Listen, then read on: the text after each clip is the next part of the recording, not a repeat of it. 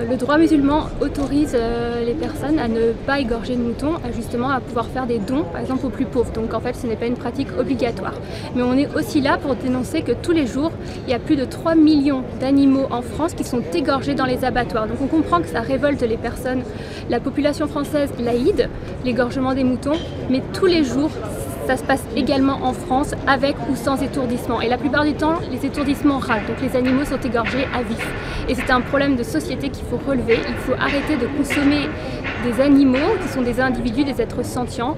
Et on est là justement pour rappeler que oui, l'Aïd, ça choque, mais c'est parce qu'on le voit. Et ce qui est derrière les abattoirs, derrière les murs des abattoirs, c'est tout aussi choquant, voire pire.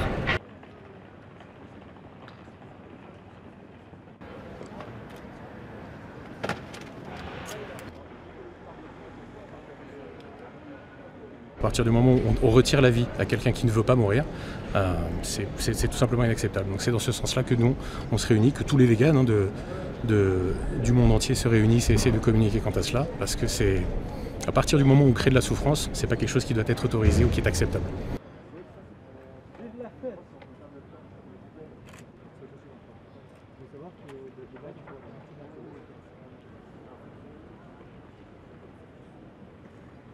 On ne mange plus de viande, donc nous sommes contre l'abattage déjà, l'exploitation animale. Donc les animaux doivent vivre leur vie sans être abattus, sans être égorgés, sans maltraitance et tout ça.